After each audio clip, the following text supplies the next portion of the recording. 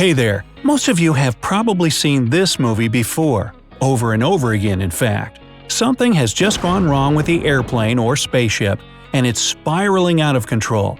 Right before it touches down, stranding the main characters on a desert island, alien planet, or whatever hostile environment they'll have to survive, the pilot yells, "Mayday! Mayday!" over the radio. So I'm wondering about this Mayday thing. Why does this situation always happen on May 1st? Isn't that a bit odd? Is there a conspiracy we don't know about? Well, Mayday is actually one of the few pieces of pilot shorthand most people are familiar with. But have you ever wondered what it means? What exactly are pilots telling each other when they say Mayday and other code words?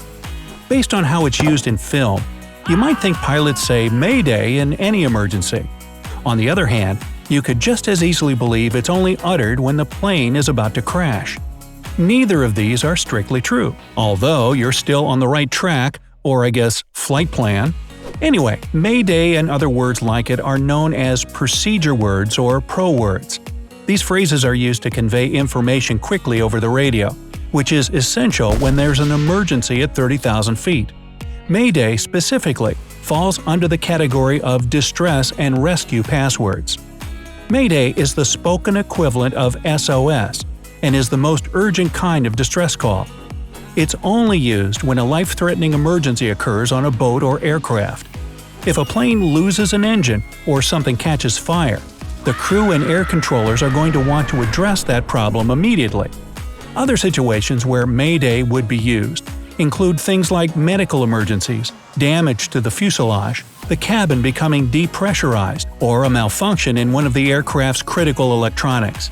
Basically, it covers anything that would require an emergency landing or the deployment of emergency services, such as ambulance or fire crews. When such an emergency occurs, the pilot or captain will say Mayday not once, not twice, but 3 times over the radio, followed by more information. This repetition is important in making sure the call is heard clearly. Doing so also helps to differentiate an actual Mayday call from a conversation about a Mayday call. In some cases, pilots might instead say that they're declaring an emergency. This phrase has the same meaning as Mayday, but is discouraged by groups such as the International Civil Aviation Organization.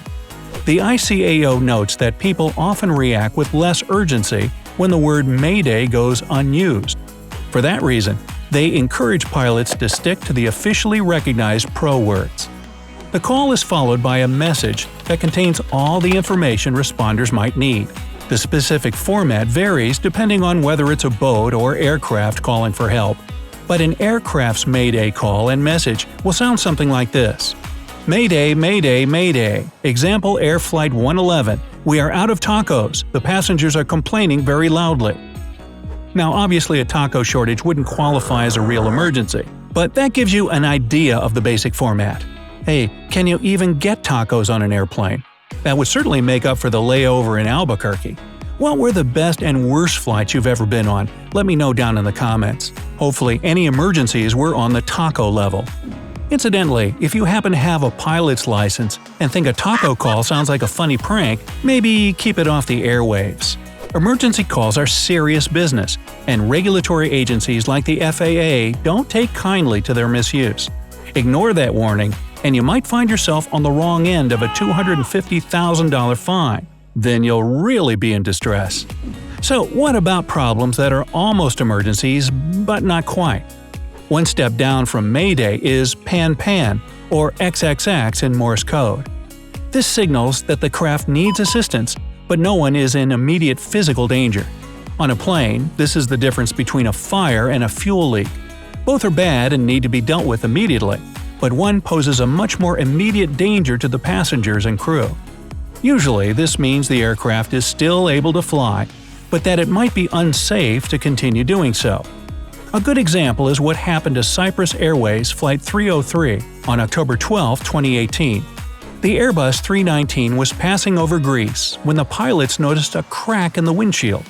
This seems like a small problem until you remember the difference in air pressure between the inside and outside of an aircraft in flight. Not wanting to risk a small problem growing much bigger, the pilots descended to 23,000 feet before making an emergency landing in Athens. The situation wasn't exactly an emergency, but could have become one if the crew and air traffic controllers hadn't responded appropriately. Panpan is also used when someone aboard has a medical problem that the captain doesn't consider an emergency. In this case, they'll be patched through to a medical professional that will advise the flight crew on how to proceed. If the doctor decides it's an emergency after all, the call will be upgraded to a Mayday, and the plane will make an emergency landing at the nearest airport. British pilots once used the call Panpan Medico to denote this kind of emergency, but that term has fallen out of official use. As with a Mayday call, a call of Panpan will involve saying the word 3 times before detailing the specific problem. And before you ask, no. Unless the passenger started a literal riot over it, running out of tacos does not warrant a Panpan.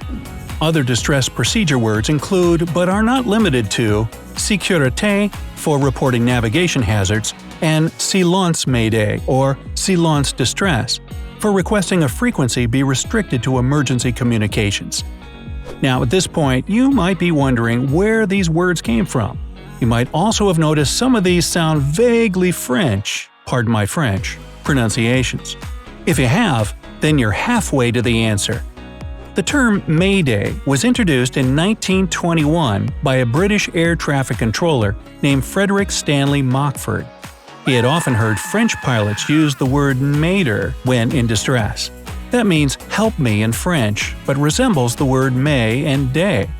Mockford proposed Mayday since it was easy for an English speaker to pronounce while being seen as unlikely to come up in regular conversation.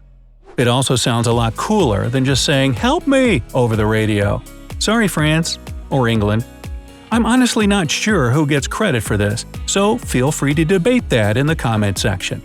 While you're down there, don't forget to hit like and share this video with your friends. Anyway, Panpan comes from the French word panne, meaning breakdown. Sécurité means security or safety in French, while silence was inspired by the French word for silence. That covers basically everything you need to know about Mayday and the other emergency words. But there are plenty more in everyday use. Standard terms include the words like Roger, wilco, over, and out. Most non-pilots know these words, annoying actual pilots by habitually misusing them. Over means that you are finished speaking and waiting for a response, while out means that no reply is necessary. If you said over and out to a real pilot or air traffic controller, you would, in order, confuse them, annoy them, and make them think you don't know what you're doing. Another frequent pairing is Roger and wilco.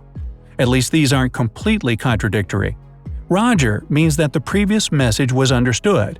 It can be used to indicate yes in some circumstances, such as receiving orders, but doesn't automatically mean that. If you want it made clear that you are doing as instructed, you would say wilco, which means will comply. You wouldn't say Roger Wilco for the same reason saying ATM machine is technically incorrect. By the way, so is added bonus, very unique, unintended mistake, and one of my favorites, foreign import. They're all redundant and repetitive. But I digress. Other common pro words include phrases like this is, say again, and correction, which are at least self-explanatory. These words and phrases are instrumental when you need to convey information quickly over the radio. So how about you? Are you now ready to ace that pilot's test right? Well, maybe just the written part? Or how about just buy a ticket? And hey, if you learned something new today, then give this video a like and share it with a friend. But don't go miscommunicate with pilots in the ATC just yet. We have over 2,000 cool videos for you to check out. Just click on this left or right video and enjoy. Roger Wilco, and stay on the bright side of life.